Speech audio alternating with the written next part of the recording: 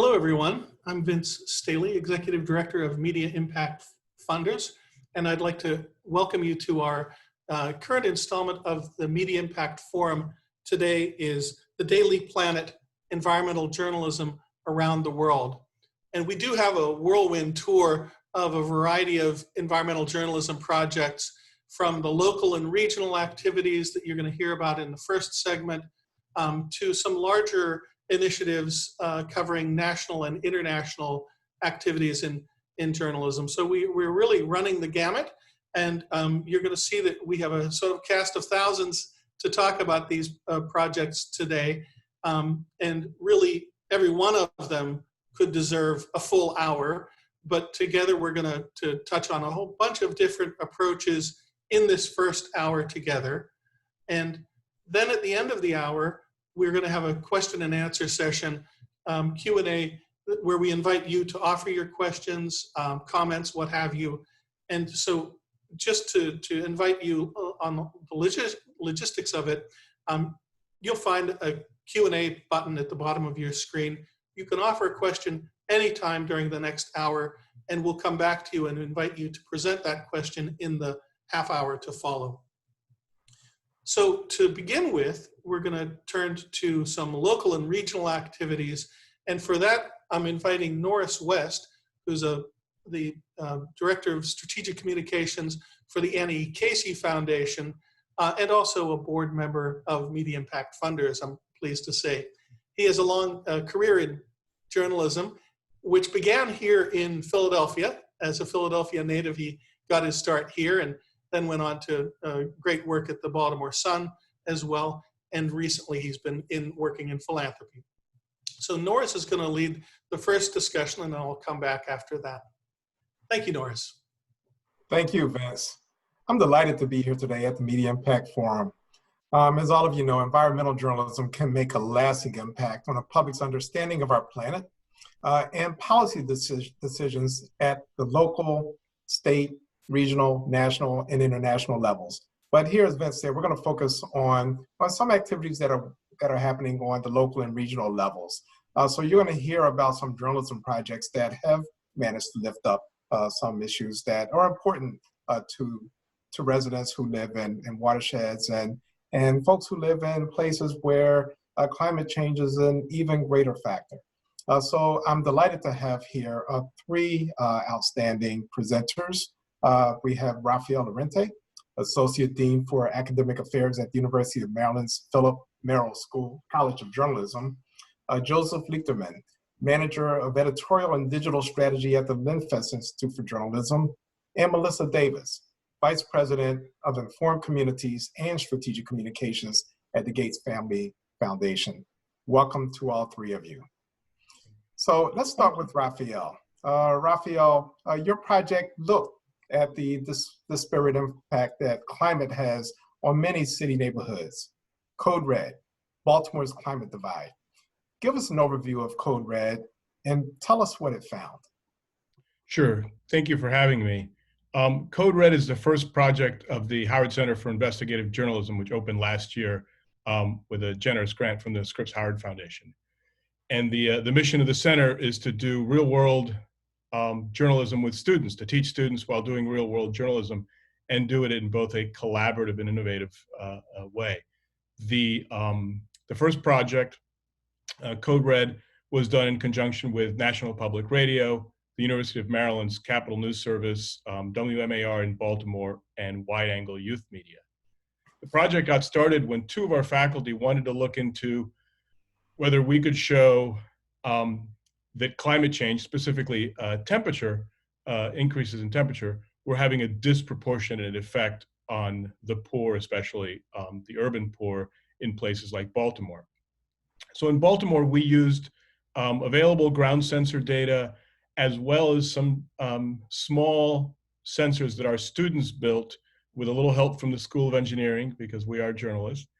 And we placed those sensors, we asked folks to place those sensors in their homes, places like living rooms, children's bedrooms upstairs, particularly in row houses in Baltimore.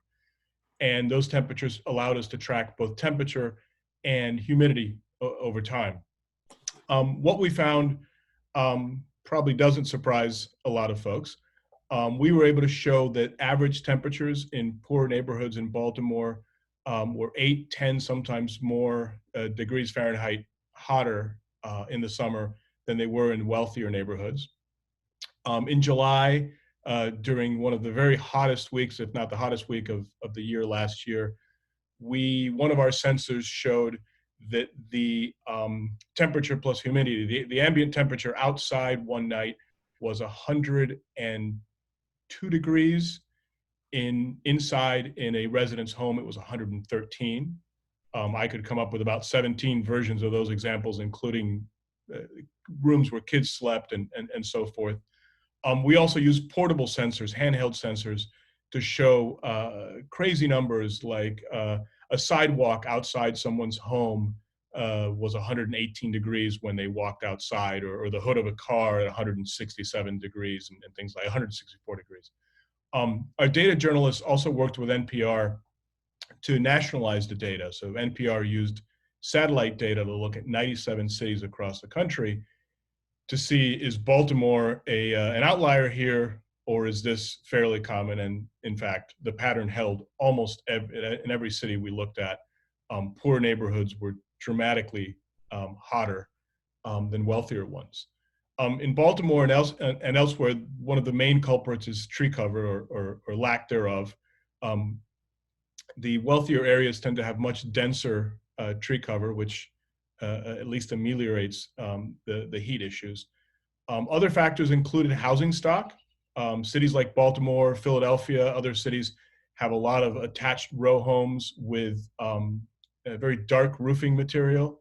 So what you get is a lack of airflow between homes, dark roofing material that absorbs heat, and a lack of tree cover to mitigate either of the first two. Those really made a difference. But in a nutshell, lots of concrete, less tree cover, makes cities like Baltimore get hotter faster and stay hotter longer, which is also part of there's no relief at night. The cities stay very, very hot. The people there are generally sicker, poorer, and have fewer resources to cope. And what we found is that means more hospitalizations for kidney disease, heart disease, diabetes, and other issues. There's also plenty of evidence that diabetes medicine, medications for mental health and for mental illness and other problems don't work as well.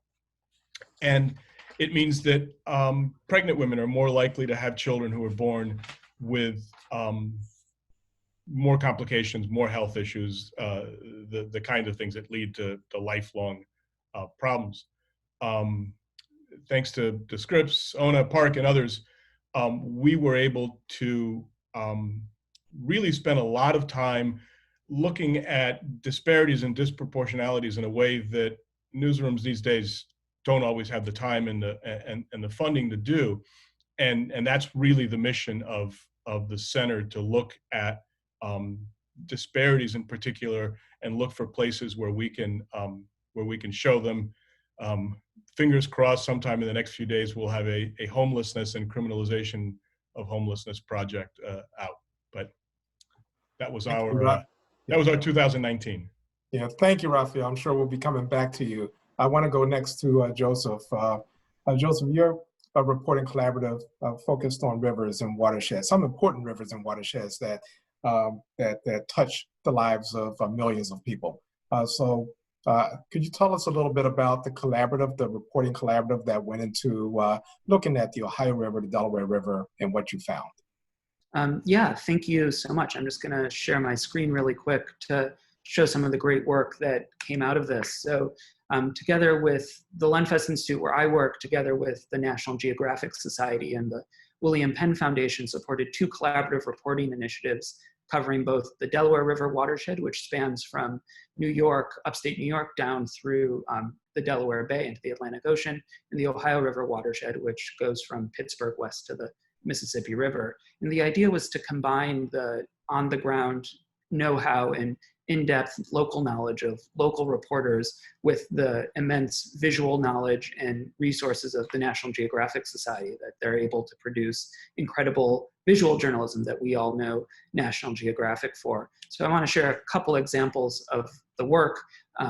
The Delaware River Watershed Project was anchored by the Philadelphia Inquirer and included 10 other organizations. They all published their stories on a collaborative website, but we're able to leverage the National Geographic resources in an interesting way. So these photos are from last summer, a project called Photo Camp, which National Geographic runs all over the world, but they worked together with photographers at the Philadelphia Inquirer and brought in outside photographers who have told stories all over the world to teach students in Philadelphia how to use photography for storytelling. So they spent a week running a camp for students, and then were able to publish these stories as it related to how the communities related to water and the natural beauty around Philadelphia, to share that with the wider community. Similarly, the reporting in the Delaware watershed has spanned the headwaters in New York, covering topics like commerce and recreation, to the Delaware Bay, where this story was a collaboration between the public radio station WHYY and the Delaware News Journal, reporting on invasive species of reeds and how climate change is affecting those. Moving on to the Ohio River watershed, this project was anchored by, the Good River was anchored by Public Source, which is a nonprofit newsroom in Pittsburgh, and involved 7 newsrooms that span the watershed.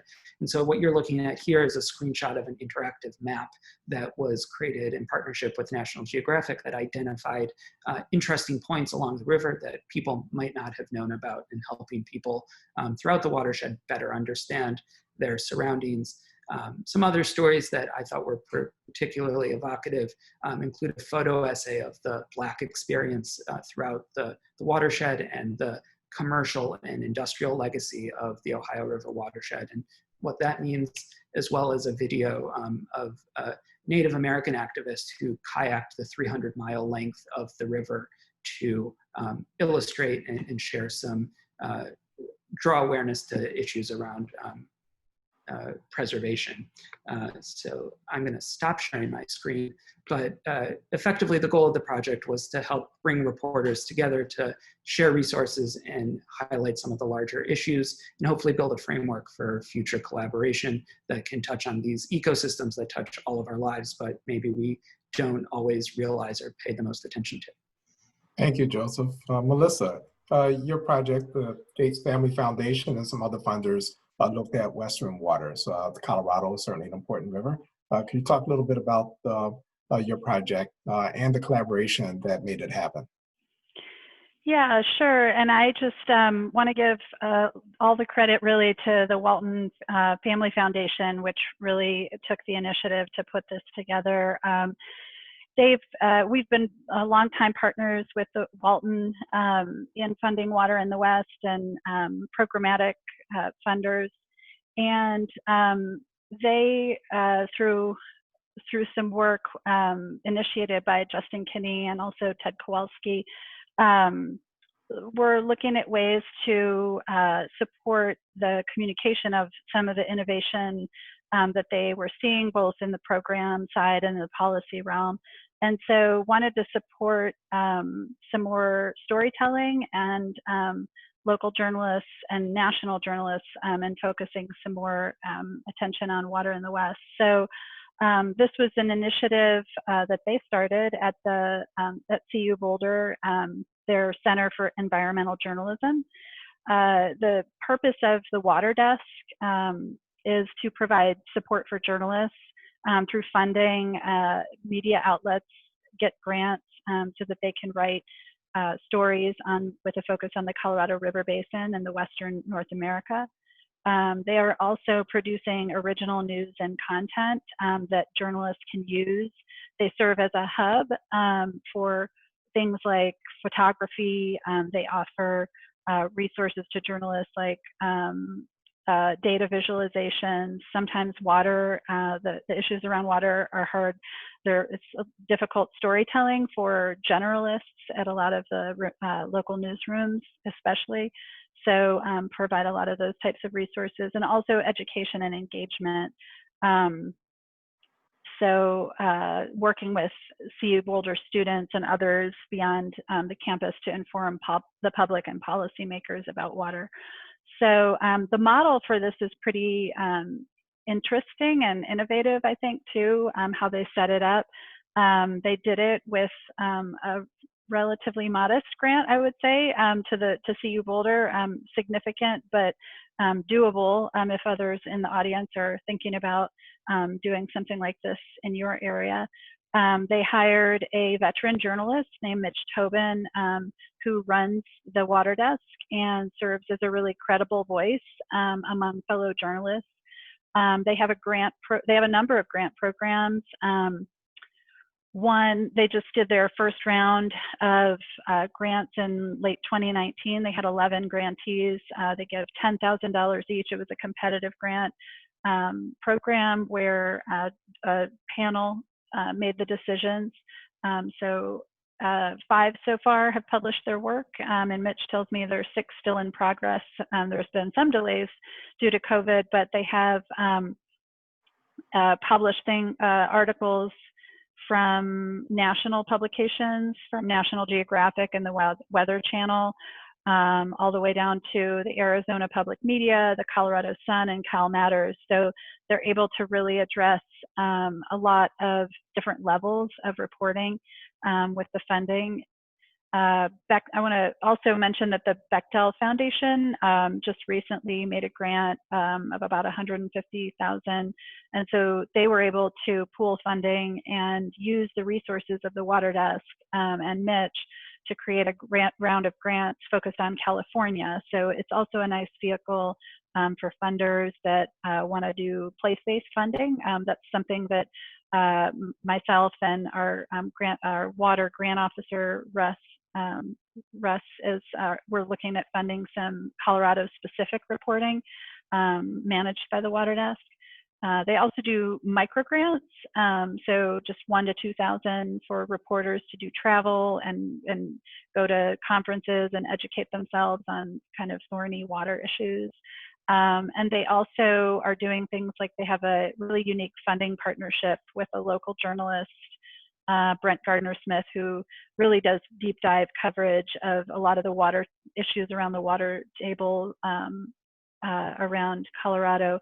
And he has a nice distribution network across other outlets. So newspapers in the area and throughout Colorado often pick up his journalism. So it's a really, I'd say, very efficient way for water people, funders who are interested in water and seeing policy and public education advance.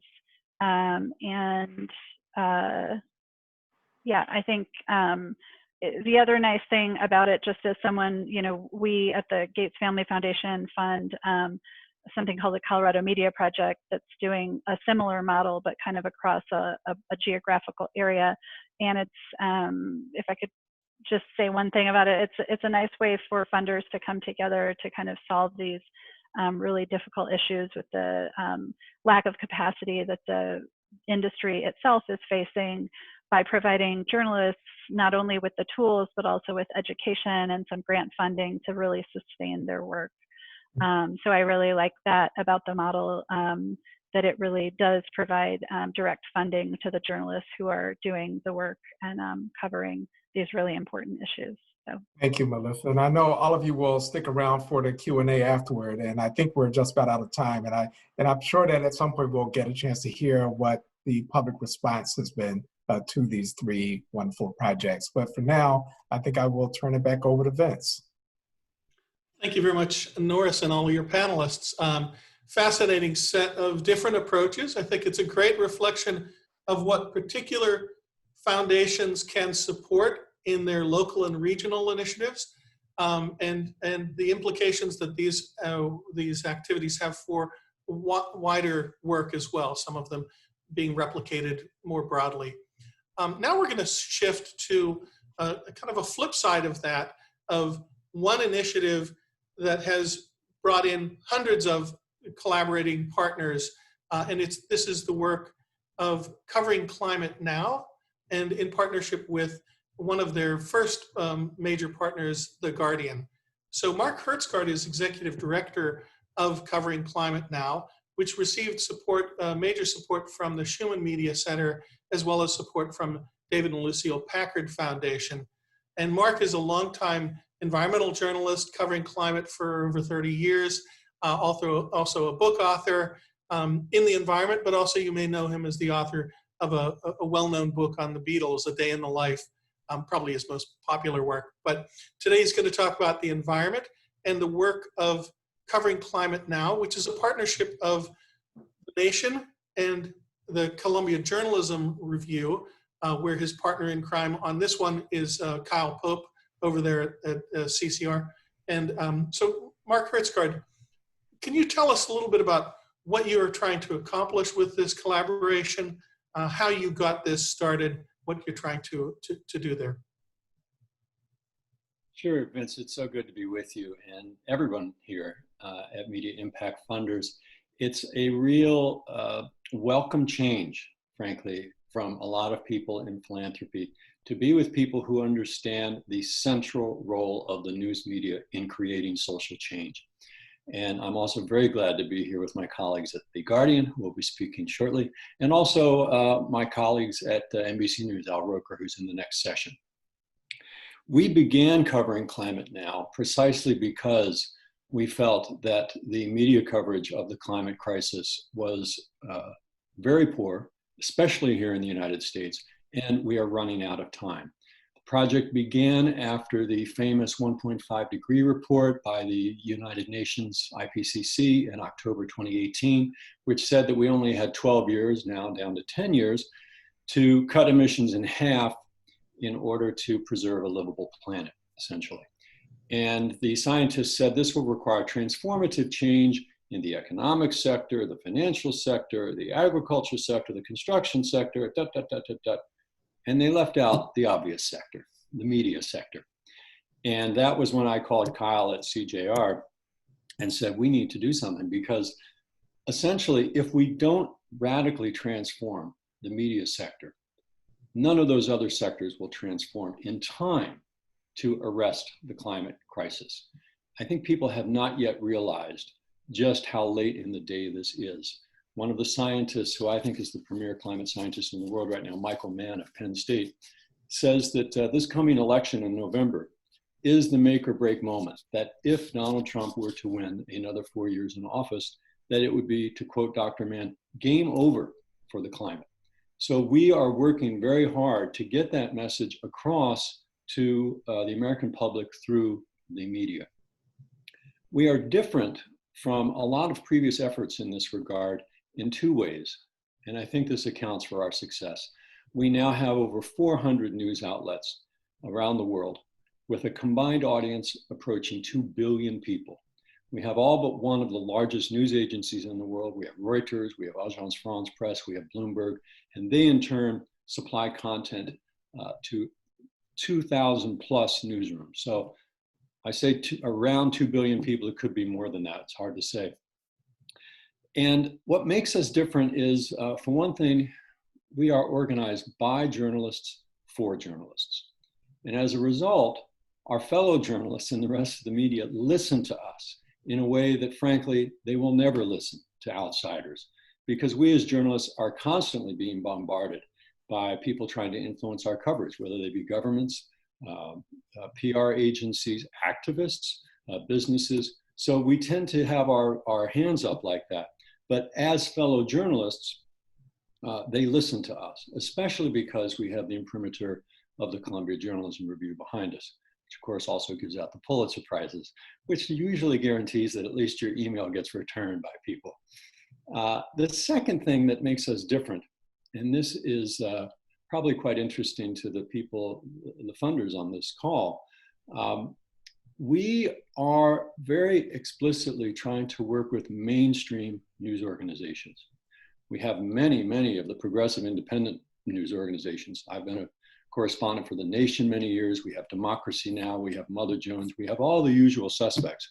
And they've done a great job over the last 10 plus years on this climate story. I think we in the independent press have been covering the climate story pretty darn well, given our lack of resources. That's not where the problem is. It's also not where most Americans get their news, and most people around the world get their news. It may shock you to hear that 44% of Americans still rely on television news as their main news source. That seems strange to people under 35, I'm sure, who tend to rely on social media, but that's still only about a third of the public. Very important, but not as important as network television and local television. So that's where a lot of our work is. We're very happy to say that we have CBS, NBC News, and their equivalents overseas, PBS as well, working with us. And one of the things we do is that we try to introduce those mainstream news organizations to the work of The Nation and Inside Climate News and Grist and Mother Jones and the others who have been toiling in these climate vineyards a long time and who have the expertise, who have the sources, who are often doing great stuff. And above all, The Guardian. We chose The Guardian as our lead media partner because The Guardian's reporting on climate is the gold standard internationally. It's not only deep and scientifically informed, arguably even more important, they play the climate story big. It's not an afterthought. Pretty much every day, if you go to the website, to the homepage of The Guardian, there will be a climate story, if not 2 or 3. And that's the main difference between the news outlets that I call climate woke and those that aren't. Those that aren't, they'll do the obligatory climate story when it comes up, but that does not rise to the moment. Our moment is one where in 6 months, 5 months now, we will be deciding whether we have a government that will take this crisis seriously or a government that is going to continue to insist to accelerate us off the cliff.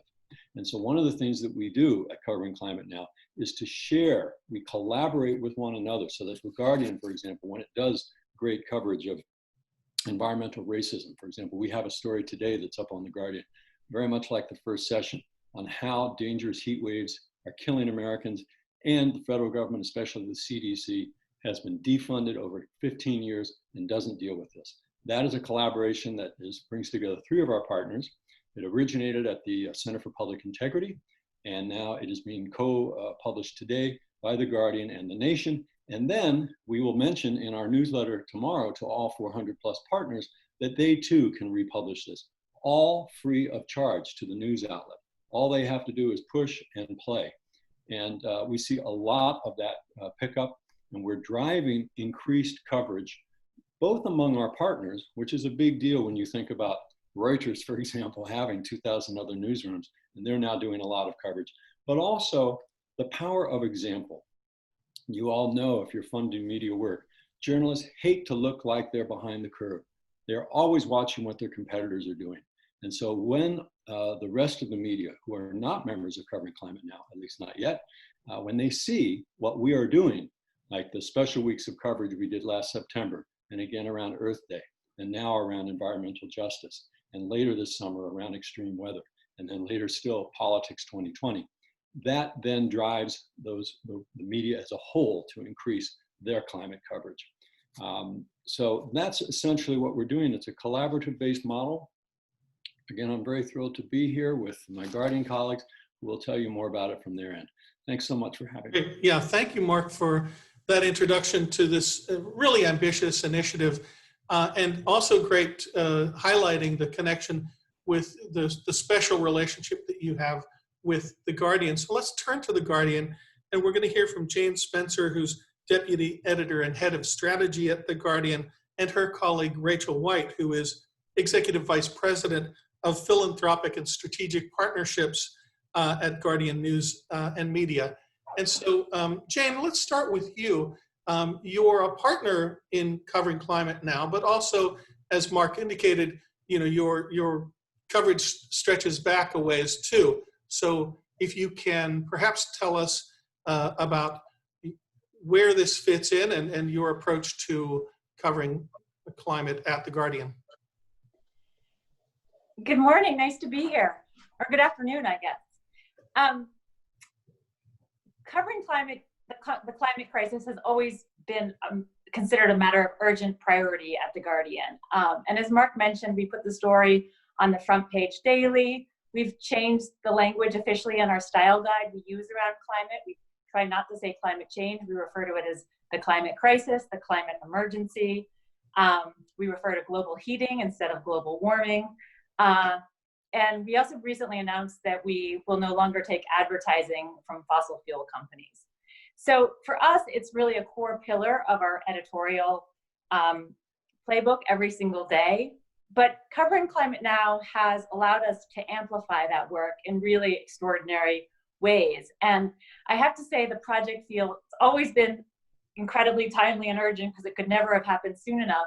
But I think in newsrooms right now, when we're dealing with the twin stories of the massive global pandemic and the movement around racial justice, which are just, I mean, absolutely extraordinary stories that require tremendous resource from our newsrooms, the importance of keeping the climate change story or the climate crisis story out front and the challenge of it is bigger than ever. So I've been really grateful to the partnership and to Covering Climate Now for keeping this conversation going in newsrooms around America and the world at a moment when there are just really major competing priorities in newsrooms. And I think even at The Guardian, some of these collaborative projects we've done with Covering Climate Now, recently around Earth Day, all the partners in the Covering Climate Now partnership did a week of climate solutions coverage. And that was, you know, mid-April, right in the middle of the pandemic, but it led everyone in the partnership to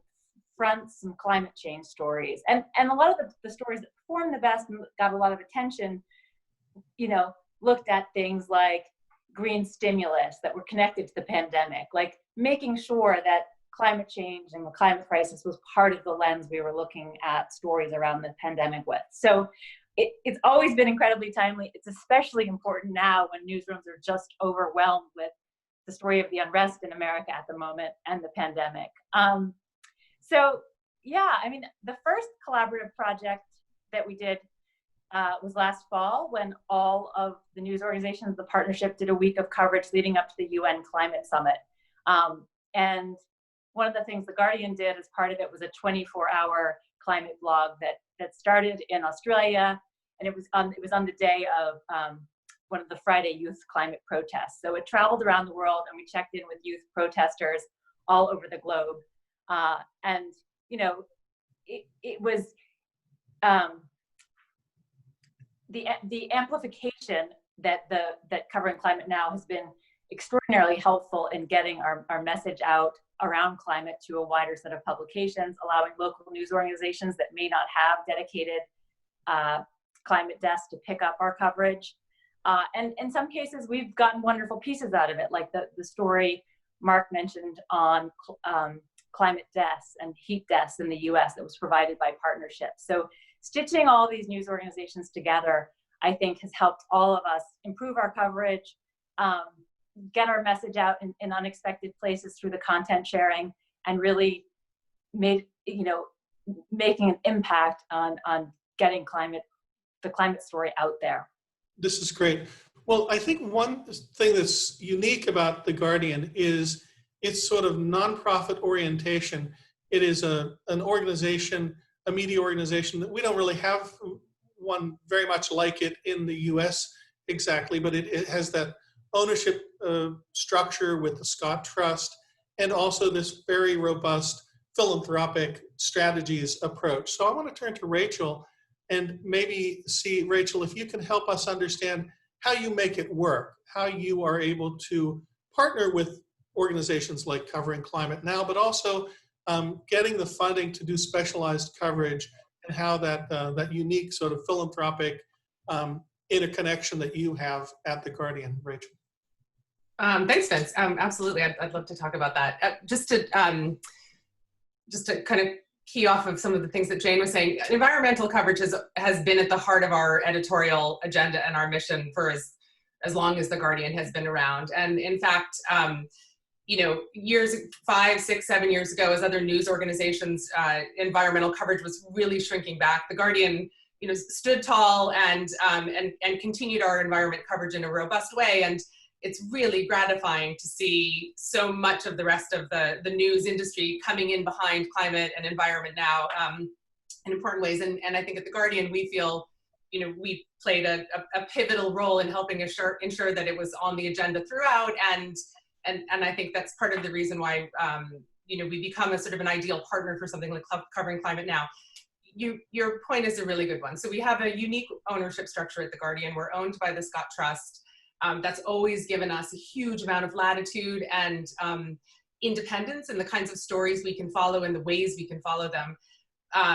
But everyone on this call will recognize that a Scott Trust or an endowment is not enough to support a global news organization. And so in addition to sort of traditional revenue, advertising, and increasingly reader revenue, about 6 or 7 years ago, we turned in the direction of thinking about the ways that philanthropic support could complement some of our highest editorial priorities. And chief among them was the environment and climate. And so, the principle of it is this, that we have an environment news desk. Well, we have multiple environment news desks, one main news desk in the UK and in a small environment team here in the US. But everyone will recognize that in covering the environment it takes a long time, it's expensive, stories are brought to life with photos and with video. And so we really set out to find ways that we could complement our ongoing coverage with longer running projects that had impact at their heart, where we were able to tell complicated stories about the environment over a much longer period of time. And to a large extent, we found some excellent partners who have helped make that possible. There's a number of philanthropic projects right now for the environment. Biggest among them is Age of Extinction, which is a series supported by the Band Foundation and the Weiss Campaign for Nature, which is an 18-month series on biodiversity and species extinction. And we've seen that series really sort of perfectly suited to the moment of the pandemic and the alignment between biodiversity loss and the rise of pandemics around the world. In the US, we have a series called Our Unequal Unequal Earth, which is an environmental justice series. We're about a year into that. We've been very lucky to have some support from the Energy Foundation, just for capacity support to report more on climate and environment and energy and environment in the US. And probably the longest running environment series we have is This Land Is Your Land, which focuses on US public lands. All those projects are important. They're important in the way that we can cover these kinds of subjects in a long-standing and robust way and ensure that we're thinking about the impact that they're driving. But they also make it possible for us to be partners in things like Covering Climate Now. And so if you think about newsrooms being, really strapped and everyone overextended, and especially on demanding news desks, having philanthropic support that's, that both helps us generate more content, but also makes it possible for us to participate in these kinds of partnerships as a real, in a substantive way, and which doesn't, completely, wipe out all of our capacity, is an important part of the way we think about these projects, and part of the the principle that defines why we seek philanthropic support in the first place. That's great. Thanks for helping to explain that and helping us understand how a major commercial media organization is able to work so closely with philanthropy to make this important coverage happen. I see that we've already sparked a couple of questions from this segment. We'll carry those over into the Q&A section at the end. But now I want to shift gears and move to our next panel discussion. Before we do that, we're going to see a short video clip from Al Roker on NBC News. And it's going to, it reflects the partnership that relates both to Covering Climate Now and Climate Matters, a project of Climate Central. So it's a good segue from this section to the next, and we're going to see that segment, that short video clip now. Anyway, we're talking about some warmer weather as we get into summer, and that warm weather is going to continue. Summer's getting hotter thanks to climate change. It was the greatest summer warming in the last 50 years along the East Coast, Texas, the Rockies, and out west. In fact, speaking of out west, look at these temperature changes over the last 50 years. 2.5 inches, 2.5 degrees warmer from Portland, 3.5 for Phoenix. Denver, almost 2.5 inches of 2.5 degrees warmer. And the last 50 years, 94% of all U.S. cities have recorded warmer summer temperatures. Now, as we look at today, out west, we've got a higher than usual fire danger, potential for rapid fire spread, and that continues again tomorrow. A much higher area and a critical risk. Southerly winds at 25 to 55 miles per hour gusts and a minimum humidity of 15%. That's what's going on around the country. Here's what's happening in your neck of the woods. All right. Thank you. Fortunately, the weather is not that bad today here in Philadelphia, but I want to bring Norris West back to lead our next conversation with Ben Strauss and Al Roker. Thanks, Norris. Yes, and the weather is beautiful today in Maryland, but I did hear Al Roker talk this morning about May being globally perhaps the hottest on record, and once again, 2020 will be one of the hottest 5 years. He'll probably correct me if any of that is wrong. But I am delighted to introduce our next two speakers, Ben Strauss, who is president and CEO of Climate Central, and Al Roker, America's favorite weather forecaster of NBC's Today. So gentlemen, welcome to Media Impact Forum. And Ben, let me start with you. Would you just give a brief overview of Climate Central and then specifically talk about the Climate Matters program? Sure. Thanks so much, Norris. Thanks for having me, and to the Media Impact Funders as well. And good afternoon or morning or evening to everyone online, wherever you may be. So I hope what I'm going to share will be a useful resource or maybe an interesting model for this group. And please feel free to be in touch afterwards if you have questions we can't reach in the Q&A. Climate Central is an independent group of scientists and communicators who research and report on our changing climate and its effects and what we can do about it.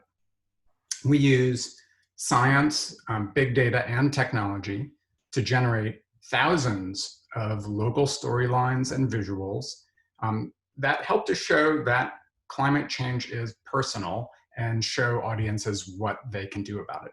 We address climate science, extreme weather, sea level rise, energy, and many other topics, and collaborate nationwide with meteorologists, journalists, and many other respected voices.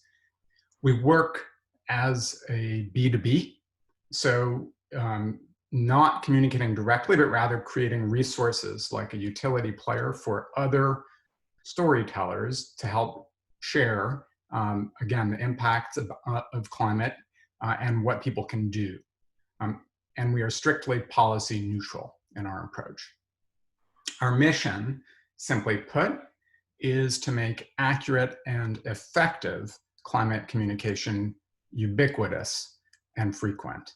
And that effective part is quite important. Everything we do is organized around adding elements of effectiveness to the way we communicate on climate, which is really a devilish communications problem, but we work to make the story local, to make it current, to tell it frequently, to make the story visual, and to tell it through trusted messengers. All of those are elements which help to make it more powerful for most audiences and also help to depoliticize it.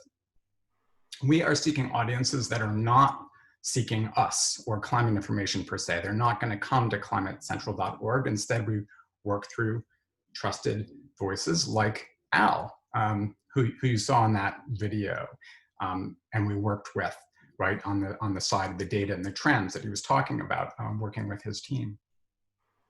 And more broadly, our program Climate Matters works with TV meteorologists across the country at national outlets and also local stations across the country. We send out weekly packages, which include TV-ready graphics illustrating different climate trends or impacts or solutions. They're backed by context that we send, illustrating the science and methods and storylines behind the imagery that we share. And sometimes it's a general package, and about half the time we're actually localizing that story and that graphic for every media market in the country, on average, every other week. We now have about 900 TV meteorologists participating in the United States. That's around 40% of the total who have opted in.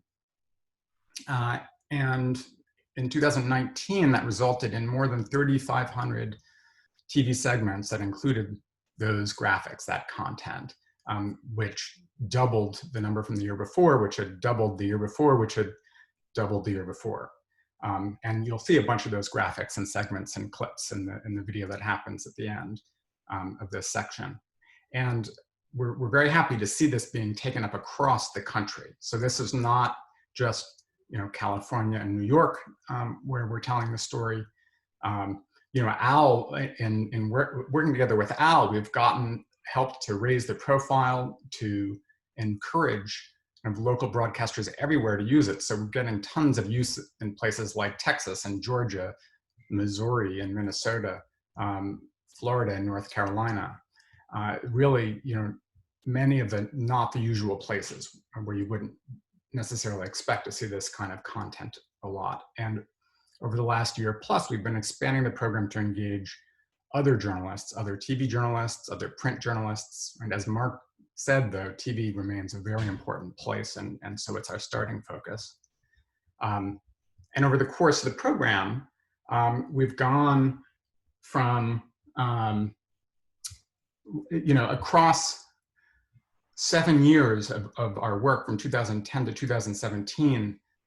During that period, the public went from 57% recognizing climate change to 72%, and the TV meteorology community went from 54% to 95%. So that's one of the indices of effectiveness as the only group kind of working specifically in that arena as a separate nonprofit organization. We've also done field testing of public opinion and seen an effect where our programming over a 10-month period in a conservative media market in South Carolina helped to shift public opinion some percentage points in the direction of better alignment with climate science and climate concern amongst audience of that station. Another dimension of success that we've been quite pleased with is we've now seen sponsorship happen, where one thing we do is provide local information and forecasts on local renewable energy generation, right? So it's not just the solar forecast and the wind forecast, but it combines the weather forecast with the actual installed capacity. And meteorologists can talk about how much renewable energy was generated locally or will be. And we've got at one station a local renewable energy company sponsoring the station to put that on air every day. So it's a great leveraging of resources, and we're working on a couple more possible sponsorships. Our meteorologist partners are working on that. So we see that as a nice opportunity. Yeah, thank you, Ben. Let me go to Al now. Al, can you talk about why Climate Matters has been an important collaboration for NBC and for you? Well, look, I think we all have this belief in science, and science doesn't lie. It points to climate change. And so you try to find ways to bring that to people without trying to have an agenda or not appearing to have an agenda, to make sure that you're just presenting facts. You're telling people, this is what's happening, this is where we're going. You can make a decision on your own. And what's great is, because in a given national weather forecast in the morning, there's a finite period of time. It's not like local news where, some evenings local broadcasters get 3.5 minutes for their local news to do their broadcast. I get, if I'm lucky, 45 seconds to a minute, maybe, during my broadcast. So I have to have something that's concise, it's quick, it's visual, but that is also that flows, that it's organic, that it fits in the broadcast. And so Climate Central and Climate Matters, even if we don't take everything verbatim, they're great jumping off points. I hate to use the phrase, almost they use it in, I guess, social media. They're snackable moments, that people can get a small bite of climate science. And it's not, we're not dumbing it down. We're just making it relatable. Here's, if you thought it's been warmer over the summers in your neighborhood, well, here's data. This says it's hotter. It's getting hotter. Or even today, talking about, as you mentioned, that this will probably, it was the warmest May on record. And in all likelihood, this will be the warmest year, at least high, or the warmest year globally. But yet also able to turn it around and say, okay, so globally it was the warmest, but even though, yes, we had a really chilly May and chilly start to June, you can see it didn't really affect the rest of the globe.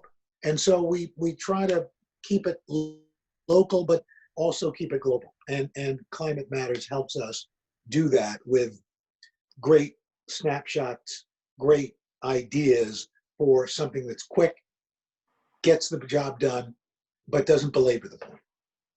Al, can you talk about, if you can go back just a few years, even before Climate Matters, earlier in your career, because you do squeeze in so much really good, powerful information in a compelling way in those 45 seconds. When you started out, or when you started in local TV and on Today, you probably had the same amount of time, but it sounds as if you're able to get so much more in that 45 seconds now. Can you talk about how the reporting has evolved over that time? Well, I think Climate Matters? Technology has played a big part in that. What you were very gracious at alluding to, Norris, is that I'm very old. All right, when I started, weather maps were either magnetic and you put some, little smiley suns on there or angry clouds, or you drew on the map. You showed a satellite picture that was by the time we aired it was probably 12 years old, a satellite loop. Well, with the advent of computers and computer graphics and big data, we are able to present much more compelling graphics, information, infographics, and put that into a fairly concise, presentation. And so because of that, because we can fit all this stuff in and move it along, and actually, as the weather person, we control the graphics. We're able to tell a story at our pace, the way we want to get it in, and because especially on the network, we do our network weather, but then we throw it to the local stations, and those local stations provide the forecast that people are really tuning in for. But the great thing about the ability and the technology is that we can show what was kind of a dry subject and make it interesting, visually interesting, and present it in a fairly concise, quick manner, but that people understand it, get it. And what's interesting, I would say 10 years ago, trying to get climate reporting in, you'd get some pushback from people that it was, oh, you're pushing this liberal agenda and this. Well, I would say in the last year and a half, I get almost no pushback anymore. From presenting, either from our management, which never really gave me any pushback, but they just thought, well, we'll let them do it. To now, it is considered an asset. It's considered something that viewers want. Hence the reason why we have a partnership. We're part of that consortium from Covering Climate Now. It is, I think viewers see it as value added, as does our management. Yeah, and Ben, you talked about the public's understanding, increased understanding of climate issues over the years. Do you want to go into a little bit more depth about how the public's understanding has emerged over time, has improved over time? Yeah, I'd say the public understanding, the climate change in opinion is looking good right now. There is a lot of variability as well.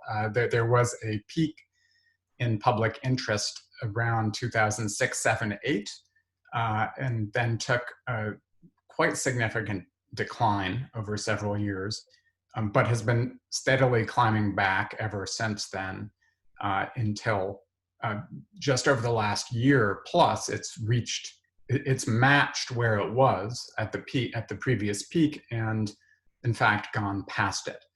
And depending what question you ask, you get different levels of support. There is very strong bipartisan support about researching and investing more in renewable energy, clean energy.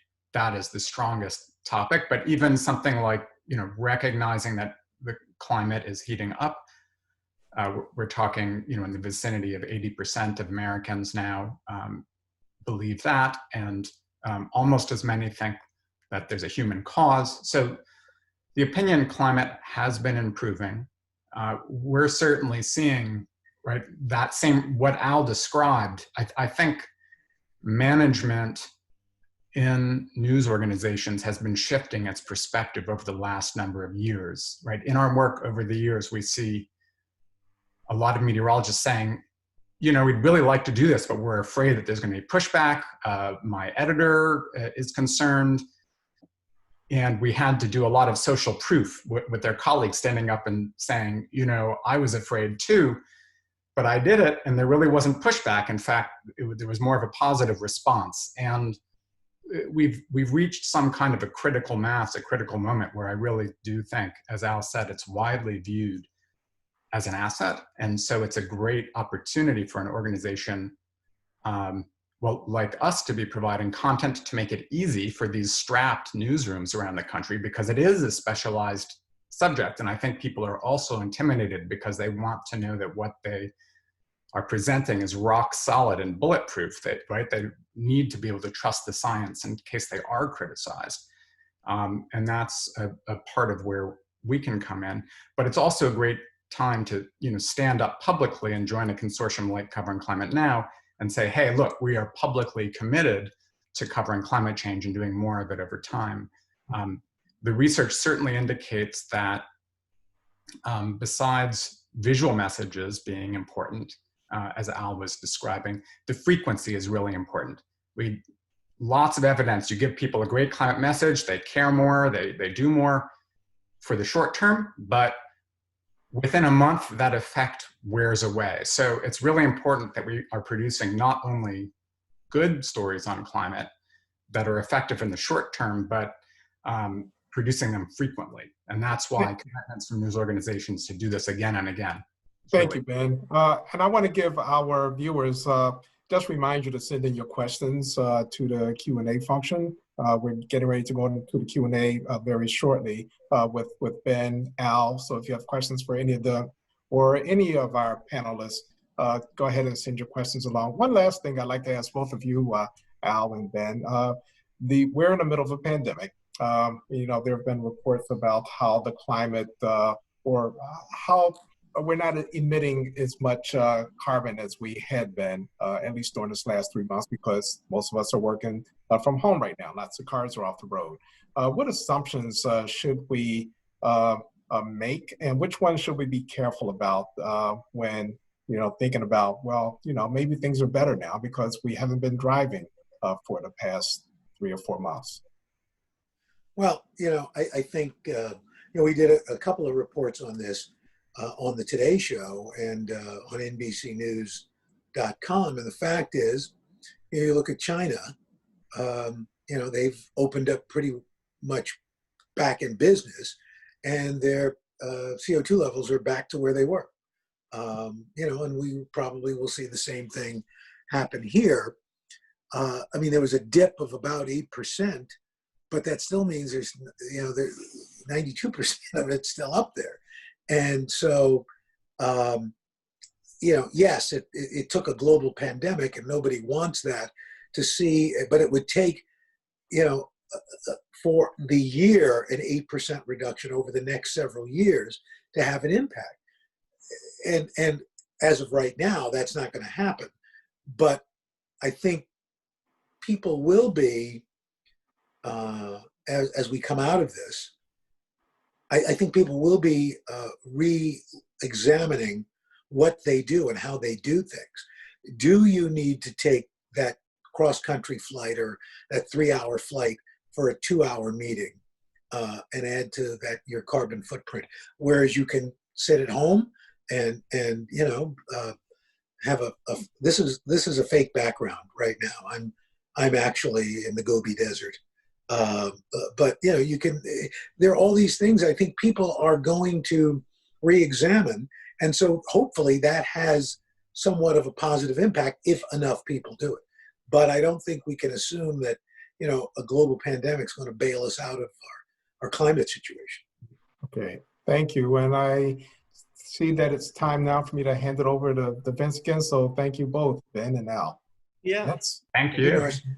Thanks, Ben and Al and Norris, for leading a really thoughtful discussion. Really learned a lot in that segment and in the whole hour. It's also great, because we do process so much visually. I'm sure that Room Rater would give Al high marks on those beautiful flowers in the background. Appreciate that. So we also learned that you can really pack a lot of information in a short period of time if you're very thoughtful about that. And before we switch to Q&A, we want to share a short video compilation that Climate Central put together about their Climate Matters program that we just heard a lot about. So we're going to show that video, and on the other side of it, we're going to take questions. I see we already have a few, and we'll invite you all to share your questions then.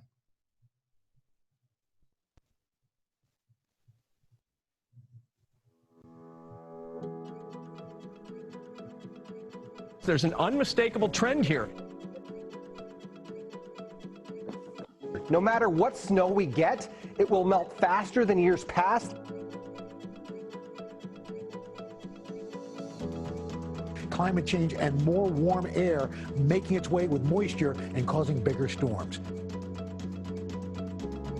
Above normal days during springtime has nearly doubled. In particular, has seen a 55% change. Y sobre el área de Denver, que la temperatura lentamente. For every 1 degree increase, the air can hold 4% more water vapor.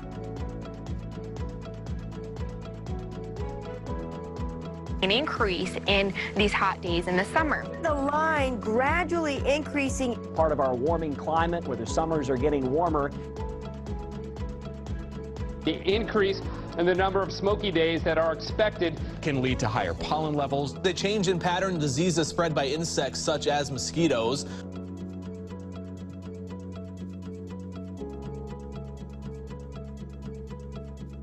Those turbines, we also create a lot of job opportunities. Churches, synagogues, all across the country are now enjoying the benefits of tapping into the sun.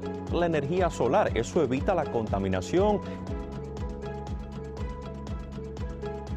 From Climate Central. Our partners at Climate Central. Our friends over at Climate Central.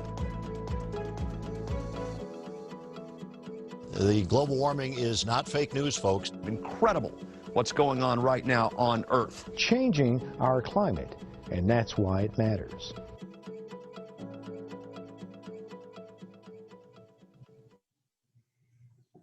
All right, so thanks. That was a great survey of all the amazing work that you've done, Ben, with your partners, including Al and many others. So now we're going to go to the first question. Mark Climaco is with the Ford Foundation, and if you didn't happen to catch it the first time around, you could see the video recording of our first session with, our second session where we heard about Indigenous voices and the different efforts by the National Geographic and the Ford Foundation to support them and other efforts to provide safety, security for frontline reporters and activists. So Mark, if you want to take your mic mute off, you can ask your question for Mark Hertzgaard. Thank you, Vince. By the way, I've had an incredible pleasure of getting to know Mark and covering climate now over the last year, since actually November last year when we had our Media Impact Funders convening last year. And they have ended up, working with the indigenous leaders that we had partnered, that we fund in the Global South, right about actually the day right after when COVID-19 was declared a global pandemic. So it was a very interesting times. So the question is actually for Mark and the rest of the panel. So one of the biggest critiques of the climate movement itself is that for too long, its narrative has been driven largely by the global north. And for a very long time, we saw that reflected in the media coverage. We are seeing some changes in recent years where we're seeing more global south stories, specifically when talking about climate solutions, which is fantastic.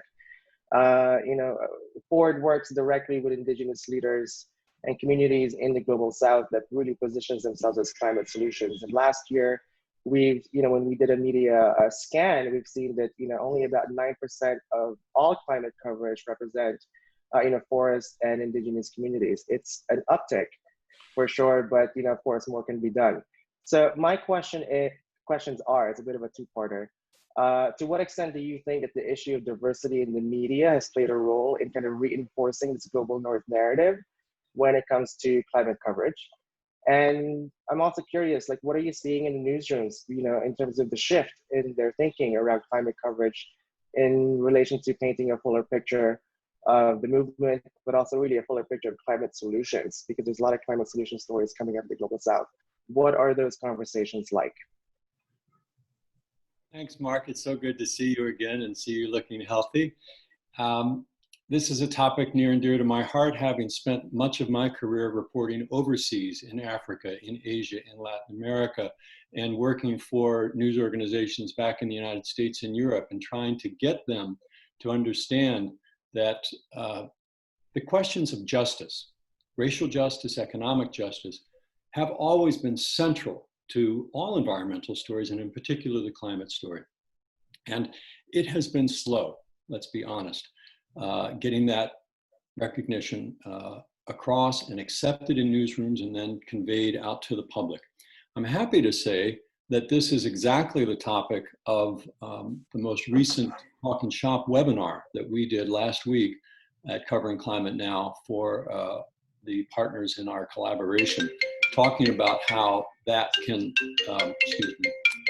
talking about how we have got to do a better job of showing the intersectionality of environmental and climate violence. And all of you who wish, by the way, go to our website at coveringclimatenow.org and you can sign up for these kinds of webinars, and also the column that I'm writing about this, which we'll publish tomorrow. Every Wednesday morning at 8 a.m. we publish a column about this in CJR and The Nation, and all of our other partners are free to use it as well. And I think that it's unmistakable that part of the problem, part of the reason that we don't see environmental justice centered in more of our coverage has to do with the lack of diversity in newsrooms. We had Kendra Pierre-Louis on with us at this webinar last week. She's a longtime climate science reporter, recently with the New York Times. And she talked about how when you have these conversations within newsrooms, it's really important to get to an honest exchange. She had a line that I think sums it all up. She said to one newsroom executive who sort of looks at diversity as a checking of the box, of the bureaucratic box, rather than an embrace of a new, real journalistic outlook. She said to them, and I should say that Kendra is Black, she looked at this executive and said, "You guys want to hire people who look like me, but who think like you." And that is the problem in a nutshell. We have got to do a better job of diversifying, especially up at the top ranks of management in newsrooms.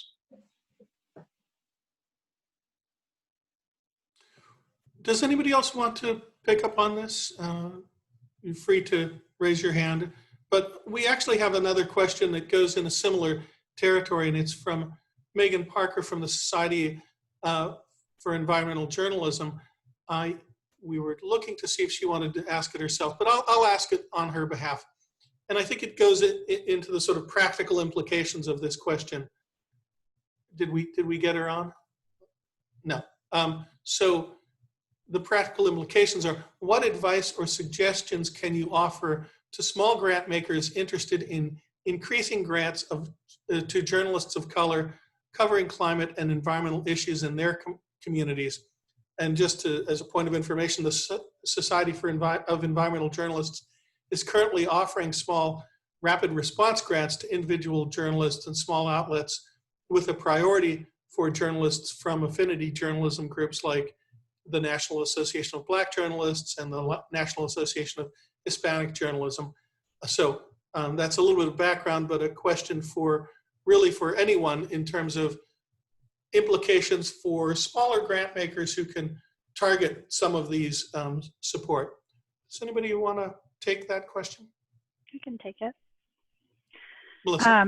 As a relatively smaller grant maker doing this type of funding, I think you're right on to look at a group like Society of Environmental Journalists. And if you're a grant maker that's looking, to fund in a specific geographical region, I think they have a really great network of journalists that they can tap into to get the word out about. And the good news is a little goes a long way.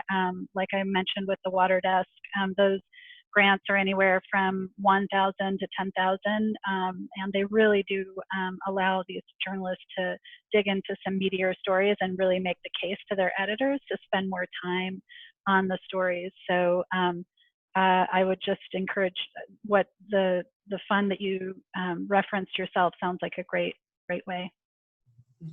Vince, if I may very quickly, two specific places to look. Go to our partners at GRIST, specifically a guy named Andrew Simon, who runs their diversity group, and he has pulled together a whole list of journalists of color who do environmental reporting.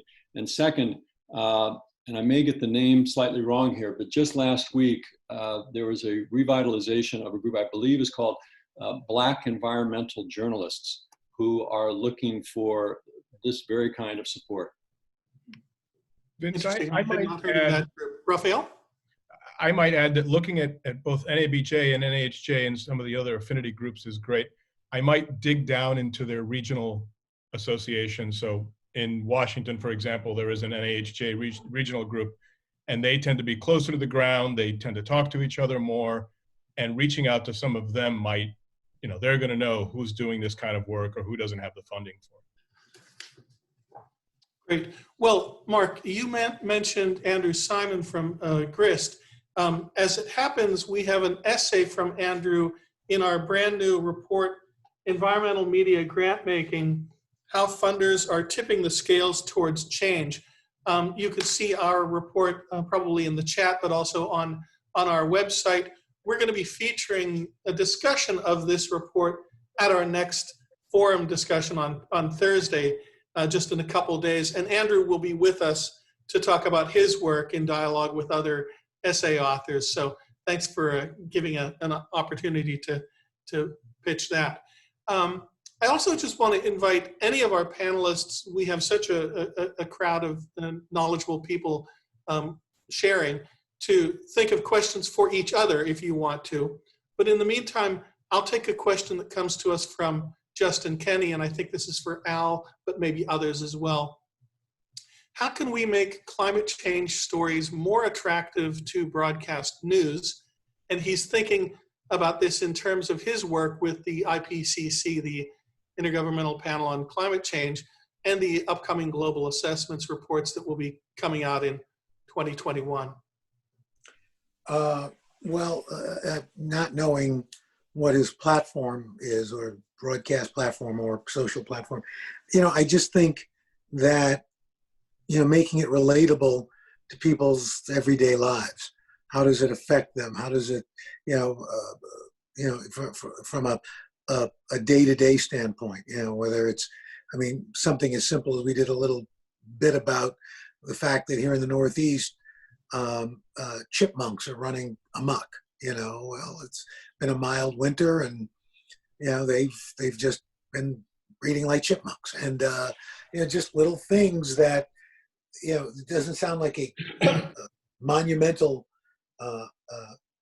issue, but if you can relate, I just feel if you can relate climate differences to people's lives, whether it's their pocketbook or their health or their family's health, it goes a long way to making it tangible and real. Such an important point. Mark? Yeah, Vince, I would reiterate with some data what Al just said. When we did our dedicated week of climate coverage in September with our partners, which were then about 320, we ran a total of about 3,640 stories. And then we did feedback afterwards and asked our partners which ones got the most traction, which one had the most traffic, and so forth. And two themes came out. And I think both of these are especially true for broadcast news. I say that as the son of a former TV newsman. One is what Al said, is that it has to be about people. If you tell stories about people, that's what we as humans respond to. It's very hard for most of us to think about parts per million of carbon dioxide in 1.5 degree versus 2 degrees. That's abstractions for most people. So try and find a human to tell that story. So when you're pitching, whoever it is, if you're pitching your local NBC station or your local CBS station or whatever, don't just say that, oh, we've got to do a story about rising, how hot it's getting. Look at some people who are enduring that, and preferably some people who are working to solve it. Because that's the second theme that our partners told us, is that not just human stories that are about your local community, but what people really crave now are solutions stories. Because finally now people are getting that this is a crisis that is barreling down the road at us. And the polling data shows that almost regardless of what your political ideology is, if you're under the age of 40 in this country, you want to know not only about the climate crisis, but what are the solutions. Great point. Anybody else want to pitch in on this one? Vince, I would add that this is where collaboration makes a huge difference. That the collaboration, when we did our project, we had a lot of time and data scientists who could really crunch data and really provide good numbers. The TV station in Baltimore didn't have those resources. We basically gave them to them. We, way ahead of our publication date, we gave them everything we had and said, can we help you? And they got really excited because they could then find the people. They knew their neighborhoods. They knew the voices, and they did a couple of really nice pieces to go along with our project. Yes, Ben. Yeah, a couple quick thoughts. One, I mean, I couldn't agree more, both with Al's making it personal and Mark's point on solutions. I'd add making it visual. Another of our programs deals with sea level rise projections, and we've made maps and online tools which have been seen by millions. But when we turn those into pictures, it's hundreds of millions, right? When you have a science-based image that shows, here's our choice, here's what Mumbai or Shanghai or New York looks like in the future if we choose path A versus path B. That was just kind of, I mean, everyone's seen images like this of the water higher, but a lot of the times they're generic. But anyway, these were very specifically pegged to, choices in global negotiations. But the broader point is making it visual and as dramatically so as you can. And I'd also add, as far as solutions are concerned, that the social science suggests that the most effective package is if you can pair solutions, the threat and the solution. So, threat by itself works to a degree, and solution by itself works to a degree. Put them together and you have the most powerful of all. I would also go ahead, Jay, please.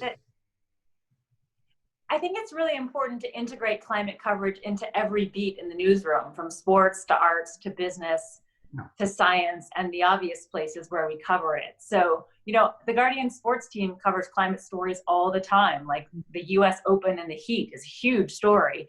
And so making sure it's integrated and not siloed is a key bit of getting this right, I think. Because people are definitely going to read about the US Open. Yeah, well, and the Australian Open, we weren't even sure if that was going to be possible with the wildfires raging nearby right up until the time of the Open. So important to present the climate story in context with the other big things that matter to people. You know, one of the things that we've focused on is, in our report, we have an excerpt of, or rather we also included the article written by the Guardian's longtime environment editor, John Vidal, in collaboration with NCEA, which was, we are creating conditions for diseases like COVID-19 to emerge, and showing the environmental and climate connections with the other big story that's gripping our current experience, and the contributions through deforestation and other human interactions with animal populations that drive viruses out of the wild and into our lives. I wonder if anybody would like to reflect on the connection between COVID and climate. And Rachel? Well, I just wanted to say that piece was part of this Age of Extinction series. And you're right, we did partner with NCEA on that piece by John Vidal. One of the things that's so remarkable about that piece, we thought, which really caught us by surprise, was just how fast it was sort of assimilated into a lot of the thinking around the connections between biodiversity and the pandemic. And one of the things that we look at a lot in these projects as we're trying to understand the impact is something that we call backlinks, which is, you know, how often an NGO or a government agency or someone else is linking to a piece of content. That piece was linked to, has more backlinks than any piece of content that we've produced on The Guardian this year. And it's actually, we're seeing sort of a cumulative effect of the impact, in that the longer it's, you know, the longer these backlinks sit there, the more John Vidal, our environment team, and others are being reached out to about the story, and, you know, to get more information. And it's prompted, we're following the story now. It's prompted more, you know, a lot more reporting on our part. The Oak Foundation has expressed interest in funding us more specifically on illegal wildlife trade, which we're looking into. You know, I think it's quite interesting the role that a piece like that can play in just really helping understanding and offering solutions, which, just to Mark's point, that was a solutions-based piece also. Anybody else want to comment on the, I mean, that's an amazing example. We're in our network, we're so interested in understanding the impact of media. And so that illustration, I think, is very powerful. But audiences are incredibly responsive to the news cycle. And so just integrating coverage into what's happening in the world is the way to get them to read things. And we all newsrooms now look at so much data about not just what people are reading, but how long they spend with it. And if you can connect climate to the major stories that people are interested in a given moment, that's the easiest way to get their attention on this story. And so back to the environmental justice question, I do think the massive conversation we're having in the US right now around racial justice is a real opportunity to introduce the topic of environmental justice and look at how communities of color are disproportionately impacted by climate change and other environmental issues. So just seeing those openings, there were a lot around the pandemic. There's another huge opportunity right now. And we're trying to dramatically expand our environmental justice reporting, as we've been doing for years now, but it's actually been made possible through philanthropic funding to have a dedicated environmental justice reporter. And I think this is going to be a big year for that conversation. Yeah. If I can add to that, our work, the watershed collaboration, has expanded in the past couple of months, actually, in response to both the pandemic and the current moment in broader discussion about equity and racial justice, to really focus on water and racial justice, and that why do communities of color in particular not trust their drinking water? Why do things like what happened in Flint and Newark, could that potentially happen in Philadelphia or other cities in the watersheds we're covering. And so there's been a willingness among the partners and the funders to be able to expand the coverage to make sure that it is especially relevant to audiences. One of the other really important voices in racial justice and climate justice is Ayanna Elizabeth Johnson. She's a remarkable marine biologist. We had her actually to kick off this series in a dialogue with Amy Goodman last week. And anybody can watch that. All of these discussions are going to be recorded and posted to our site. You can watch that one now. And she talked about her work and how communities of color and underprivileged communities are most likely to see the direct impacts of climate change. And so looking for solutions that reflect their interest is extremely important to her and her work. But she also had this really remarkable piece in the Washington Post last week where she talked about the important focus on racial justice in times of crisis like this. And of course, that the obtaining racial justice for its own sake is important, but it's also important for her as a scientist because it's such a distraction to her work. She said in this piece that basically she's got so much more important things that she wants to do, and the distraction of racism is just a really important thing. It keeps us from doing the important work like solutions for climate. So people should check out her really remarkable article in the Washington Post as well. Mark Hertzgaard. One quick point in terms of, again, how you reach out to news organizations, again, about the environmental justice aspect of this. Bear in mind, and we talk about this in the column that we're running tomorrow, there is still a perception, especially at the top of newsrooms, that if you talk about environmental justice, that you are being improperly activist as a journalist.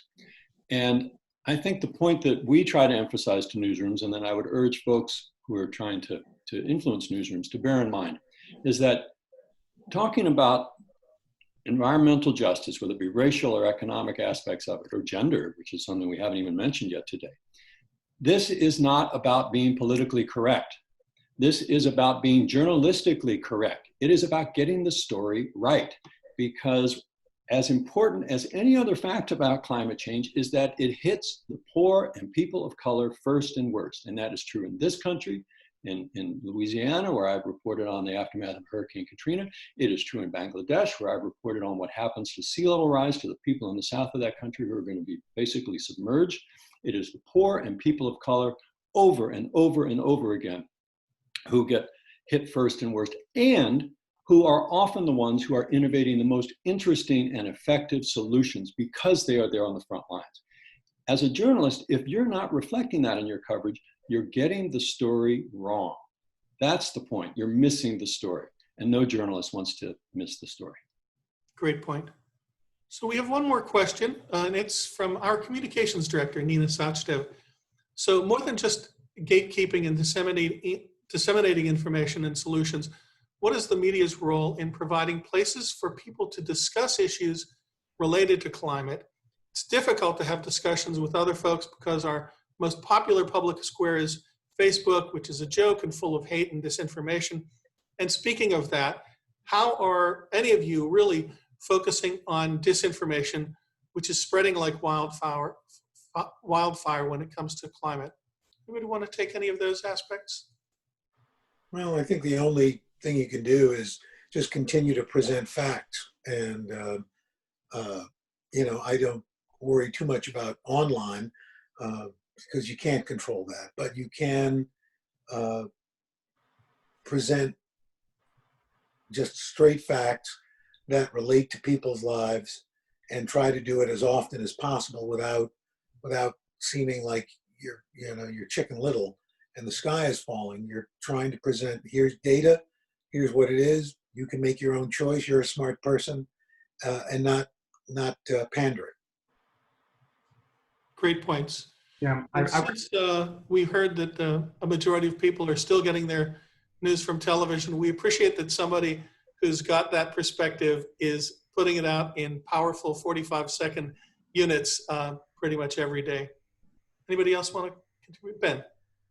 Yeah, no, I mean, I agree with what Al said, and just to add, we've got an initiative coming up that will be building a bunch of automatic feeds in social media, one for each local market that provides science-backed climate information relating to the actual weather and climate impacts and solutions people are experiencing in those places at those times, right? So think of it as a kind of flood of legitimate science-backed information that I don't think it's productive to get involved in trench warfare of no, this is misinformation. But if we can instead supply facts and correct information well presented at scale, right, locally, then that can be and alert a wide range of other voices about this resource who can find it and amplify it in their conversations and their social media circles, right? That and be transparent about the whole thing. That feels like it's maybe one kind of counter strategy. And I think Mother Nature, unfortunately, is backing up this narrative. Yeah, we don't have to worry that the story is going to go away. Certainly not as we come into summer. Raphael? I think, like so many other things that journalists do, I think we have to think outside of our traditional box here. I think we have to look for different solutions. One of the things we've tried to do, we have a college with traditional practitioners and researchers and other folks, and we have actually connected a research professor whose lifelong specialty is Russian disinformation with a practitioner who used to be the executive producer of Nightline, with a computational journalist who just really wants to build tools to help us figure this kind of stuff out. And I don't know what they'll come up with, but they're certainly teaching better classes because they're working together. And I think in the end, they'll come up with ideas that I wouldn't have come up with, certainly working in a newspaper 25 years ago. The other thing we need to do is use the collective power of media organizations to pressure the platforms to reform their practices around disinformation. I mean, that's kind of a step back, big picture solution, but they profit hugely from advertising against the content that we create for those platforms. Yes. And collectively, we have impact and power in pressuring Facebook and Google to have very strong disinformation practices that keep disinformation out of public hands. So the Guardian has been very public about that and had a lot of confrontations with Facebook around it, but that's very key because we do have power if we act collectively in that space. It's a great point. And I think we're probably just a little bit over time already, so we should probably wrap this really insightful conversation. Really appreciate all of the contributions of all of you. We know that we just scratched the surface of each of these initiatives, but we want to open this as an invitation for our network to come back to us and learn what you want to hear more about. We can always dive deeper on these topics as well, but we think it's a great introduction to the range of important work that's being done in environmental journalism. I want to thank Al and Ben and all of our panelists, Norris especially, for helping to lead these discussions with us. And for anybody who's on the participating, please, at the end of this experience, wait for the prompt and take the survey. That's a brief 3-minute survey that follows this to help us understand what we can do better. And please also come back on Thursday when we're going to be talking about our great new report, Environmental Media Grant Making, and we're going to hear from the authors of the essays in that report as well. Thank you all. Thank you all. Thanks so much, Vince.